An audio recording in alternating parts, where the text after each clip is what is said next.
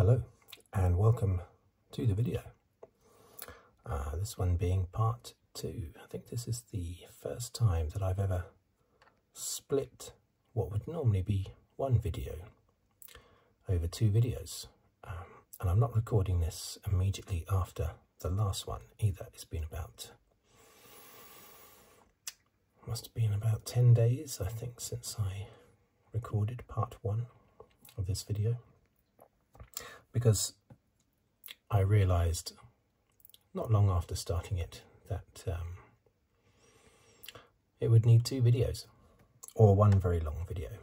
So I didn't want to do a particularly long one, so it's easier, better for everyone if I do 2 shorter videos. So we were looking at the 1989 Formula 1 World Championship. And I had covered a few details, a few facts and figures about the going into the season, and in the first 8 races up to the British Grand Prix, 16 races. Every year back then had 16 races, and they were pretty much the same races every year, in the same place in the championship. British Grand Prix was always round, you know, for instance, France was always 7, Britain was always 8, Germany was always 9, Hungary was always 10. I mean, it always started with Brazil. Since 1985, it finished with Australia, with Japan always the penultimate race. The only slight difference was that Spain had jumped in the mid-80s, late 80s. Spain jumped from early in the season to towards the end of the season. So let's continue. We are going to continue with round 9, of course, which was Germany. As you can see, I kept this piece of paper safe for the last 10 days, so I could just continue. And the winner in Germany was Senna, at long last. I remember not feeling sorry for Senna, because I didn't want the McLarens to do well. I wanted Mansell in the Ferrari to do all the winning. But I remember feeling some of Senna's pain, that he just kept retiring from in the lead so many races. But at long last, Germany, he won. That was a flat-out burn, that was, between the 2 McLarens and the 2 Ferraris on the old Hockenheim circuit, which has changed now. It's got a sort of grandstand, big grandstand area now, so they've changed the flat-out blast of Hockenheim. Just like Silverstone has had a lot of things, a lot of chicanes and infield sections added to slow it up and add more corners. I prefer the flat-out burns, I have to say. I don't remember there being any overtaking in the German Grand Prix, but it was still great watching it. I loved it. Sparks flying up from the cars, fantastic. And it was Senna, Prost, Mansell, Berger, McLaren, Ferrari, and then everybody else miles behind. And there was only ever a couple of seconds between each of those drivers until Berger retired. I think he retired. Did he retire? Yeah, I'm pretty sure he did. And so Senna, Prost and Mansell blasted across the line at the end of the race. It felt like they'd been going at 300 miles an hour the whole race. It's fantastic, sparks flying everywhere, but no overtakes amongst those front runners at all. So round 10.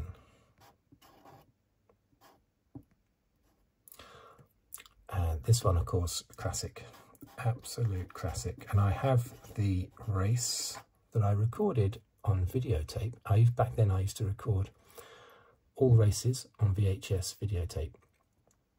And now, obviously those VHS original recordings, they don't exist anymore because I don't have a VHS cassette player. But I had transferred a lot of them, well, a few of them I should say, because not all of them were exciting enough, but a number of them I had transferred onto DVD, and then from DVD I had digitalized.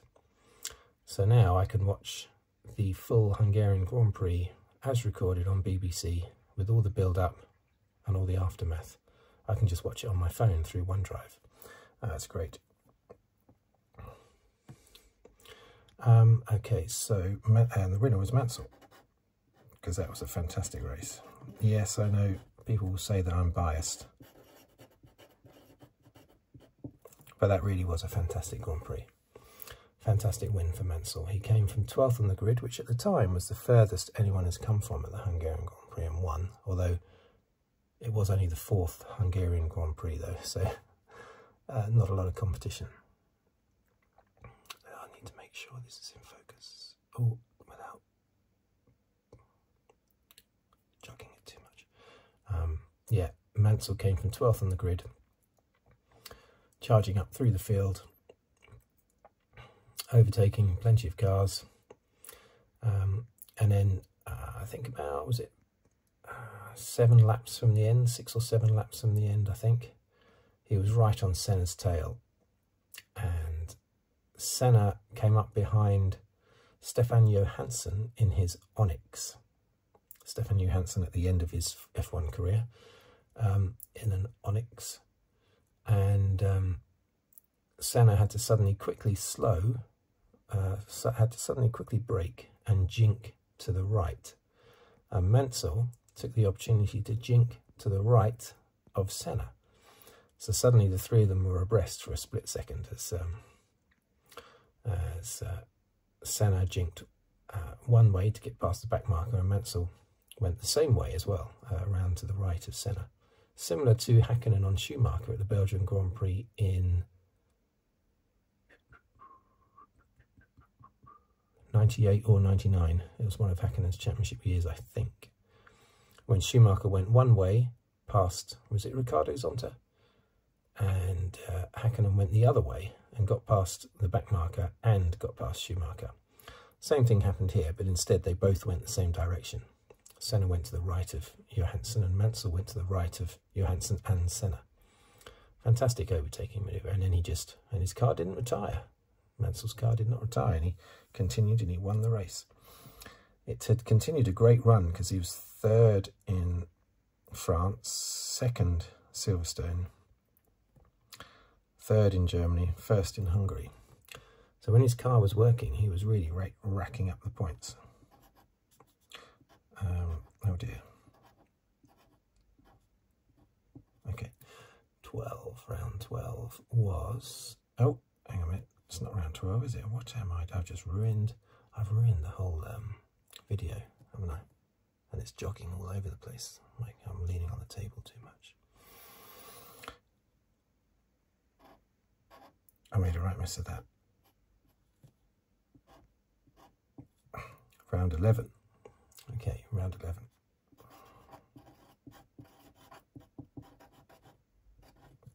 The Belgian Grand Prix.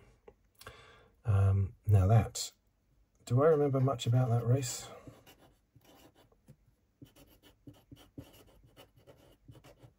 Until I looked it up, I had forgotten who had even won it. But yeah, Senna won the race. I don't remember much else about the race, I have to say. Do not remember much else about the race. Did Mansell finish in that race? I can't remember. I'll just swiftly move on to the Italian Grand Prix. Now, the only thing that I remember about the Italian Grand Prix was poor old Ayrton Senna retiring yet again, whilst in the lead yet again.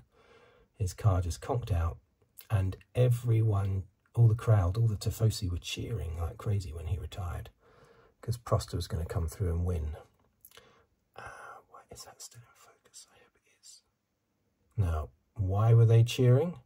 Oh, it's because Alain Prost had announced that he was moving to Ferrari for 1990. I think he had announced it at that stage. I'm pretty sure that's why the whole crowd were cheering when he retired. Or it might have just been because it moved the Ferraris further up. Did Mansell finish 3rd in that race? Or 2nd? I can't remember.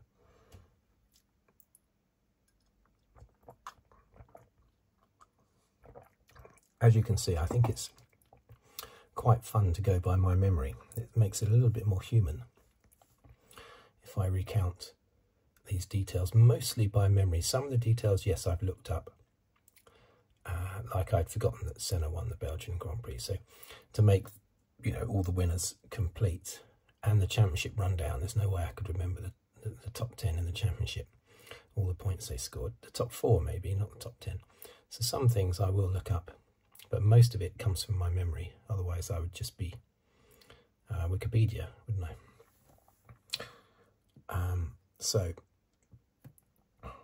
I do remember the crowd cheering massively when Senna retired. Perhaps it's just because they saw him as the big threat, or it might be because at that stage Prost had already signed for Ferrari. I think he may well have done at that stage.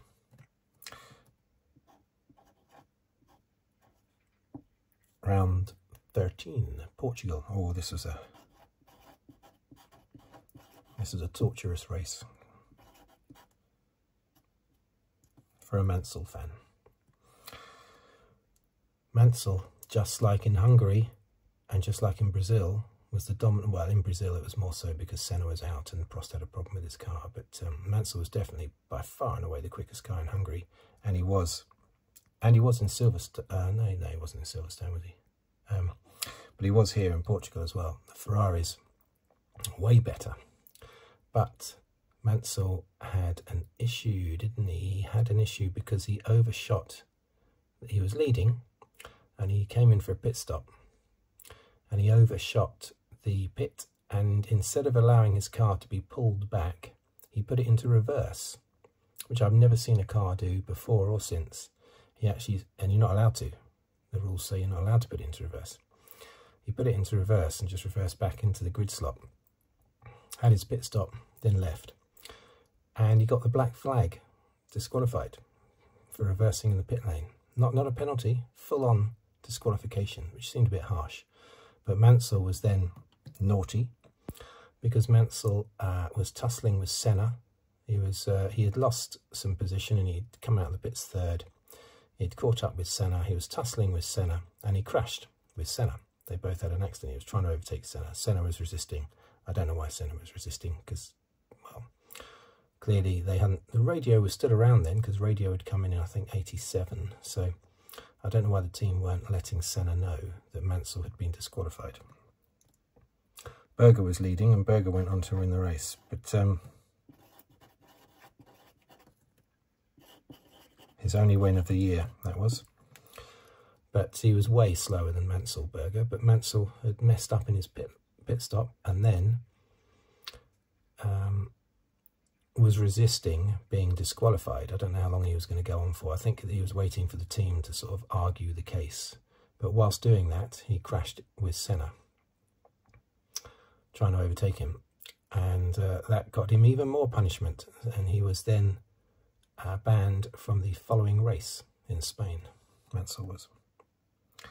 I remember that race. Oh dear, I just remember being tortured because he would have won that race easily had he not overshot the pit on his pit stop.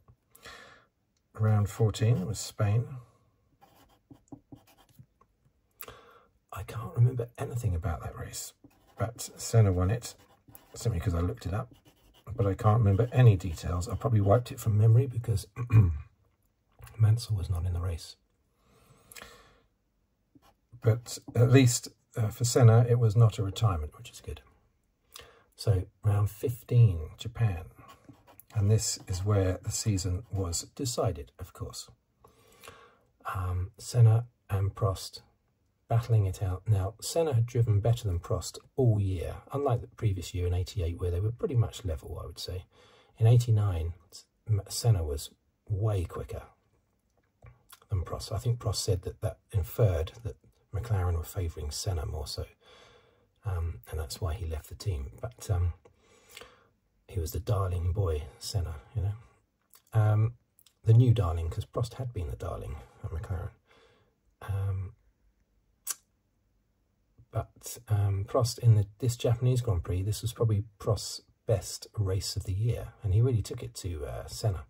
And they were jostling and fighting, and then, of course, towards the end of the race, Senna went for a gap. Senna had to win the race to win the championship, and he went for the gap because Prost had a big lead in the championship, despite all the wins by Senna. Prost had been picking up other places, where Senna either won or retired, basically. Senna went for a gap, and Prost just closed the gap, blatant, turned in early for the chicane, and just crashed into Senna. It took Prost out straight away. It looked like it had taken Senna out, but he managed to get going. He got a push start. Now, the push start was legal from the stewards, not stewards, the, what do you call them? You know, the guys by the side of the track, the volunteer thingies, marshals.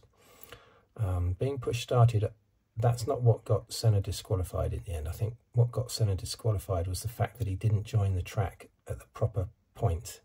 He didn't go round the bollards in the correct way. It's the same sort of thing now. You have to join at a specific point. You are allowed to be pushed by marshals if you're being pushed out of a dangerous position.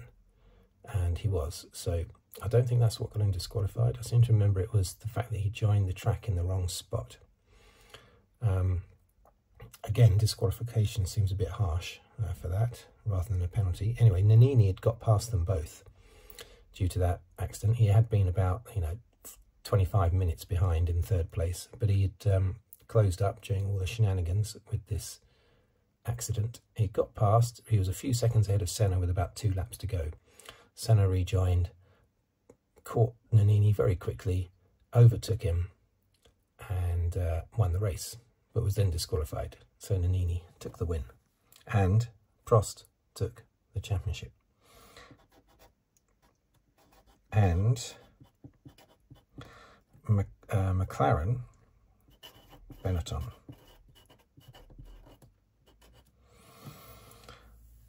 back then would pick up the odd win every now and again. It wasn't until 1994 with Michael Schumacher that they suddenly hit the top.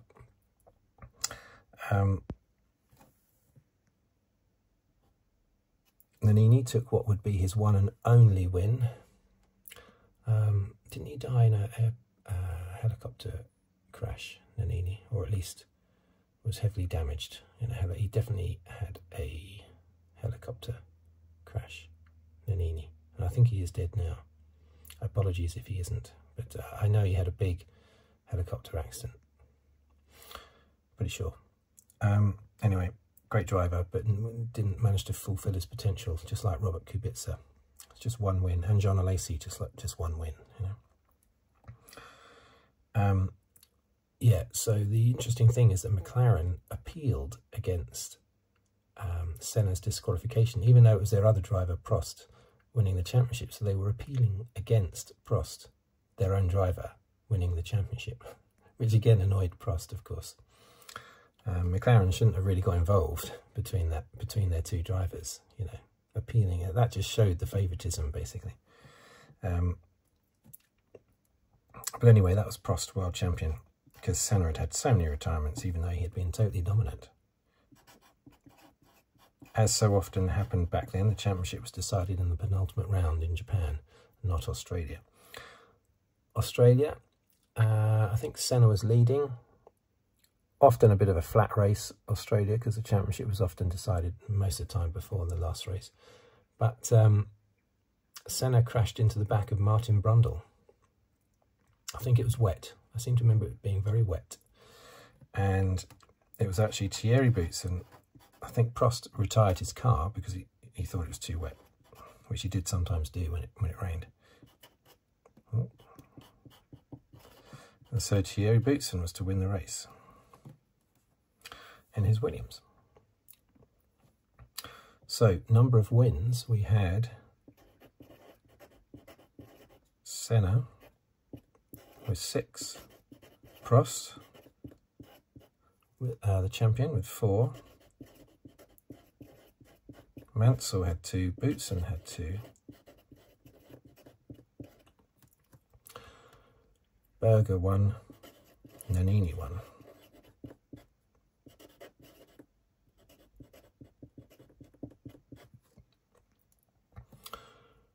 And so that meant McLaren had 10 Not as dominant as 1988, but still very dominant.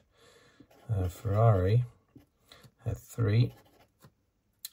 Benetton had, I should have put Williams there, shouldn't I? Because it's Benetton only 1 and Williams 2. It's out of order now, never mind. Like that, so still a very dominant season. But the incredible thing is, there's an incredible fact here. At no stage throughout the whole championship did a Ferrari finish a race off the podium. Imagine that. I don't think that's ever happened before or since. Ferrari had 9, I'll write it down here. Mansell only finished 6 races, right? And they were first, second, third. Oh dear, another mistake. See, normally the number 4 does come after the number 3, doesn't it? So that's my excuse. And Berger just had a 1, a 2, and a 3. He only finished. Look at that. That's annoying. That is. Ferrari only finished on the podium.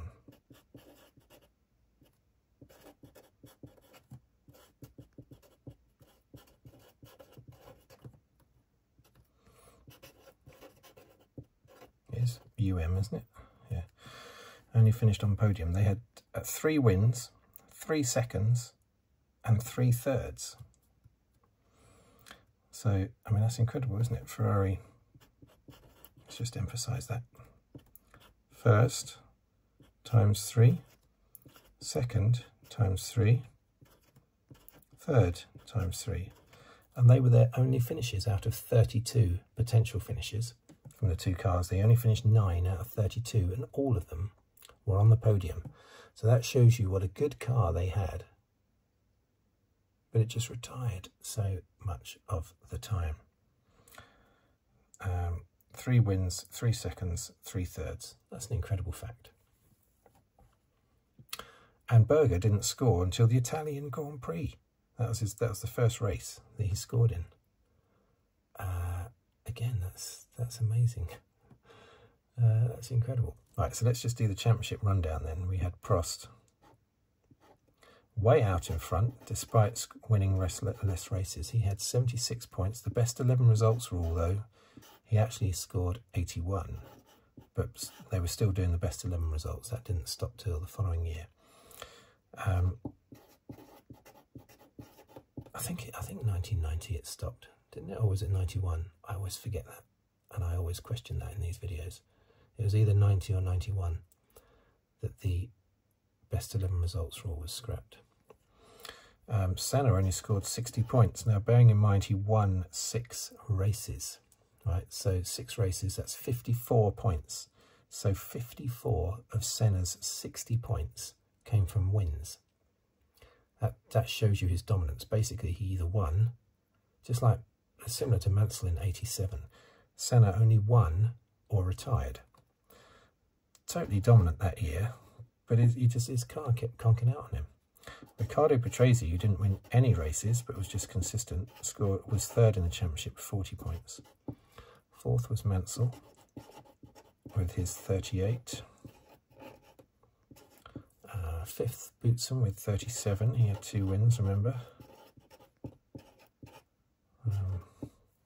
He was good that year, but I think he was fairly lucky to have won 2 races. Nannini, 32. Boutsen was definitely better when he was at Benetton, though. And he went off the boil at Williams. Berger just had 21 points. Piquet, haven't talked about him at all, have I? He didn't really do anything. 12 points in his Lotus. Normally aspirated, well, they were all normally aspirated, weren't they? Alesi, 8 points, but he only came into the championship at the French Grand Prix. And 10th was Derek Warwick, who is often a race steward or whatever at the moment. Never won a race, but probably should have won the Brazilian Grand Prix, the very first race. And in the Constructors' Championship, we had, of course, McLaren won with 141 points. They didn't have the best 11 results thing. Williams were actually second, right? 77, even though Ferrari were definitely the second best, and a lot of the time the best car, but just so unreliable. Ferrari scored 59 points. Fourth, Benetton. 39. Fifth, Tyrrell. Tyrrell with 16 points. And sixth were Lotus. Famous championship winning team that have disappeared many years ago. Tyrrell, of course, championship winning team with Jackie Stewart as well. Tyrrell are the current Mercedes, because Tyrrell became BAR in 1999, I think it was, wasn't it? BAR became Honda. Honda became Braun. Braun became Mercedes. So yeah, that old Tyrrell team that won championships with Jackie Stewart back in the late 60s and early 70s. Well, actually, I think Jackie Stewart's first championship in '69 was in a Matra, wasn't it? I think the other two in '71 and '73 were in Tyrrells. Anyway, championship winning team, Tyrrell, back in the 70s, is the current Mercedes team. Because the old Mercedes team from the 50s, you can't really say that the current Mercedes team has anything to do with that team, apart from the name. Okay, so there you have it. I found that a very interesting championship, and I also found it very interesting going back over the championship as well, just reminding myself about what happened. Terrible mistakes, terrible mistake there, terrible mistake there. But 2 wins, 2 seconds, 2 thirds, that's not a fourth. Okay. I'm going to have, shall I cross that off and put third, because it just looks too messy. There you go. There, that doesn't look messy at all.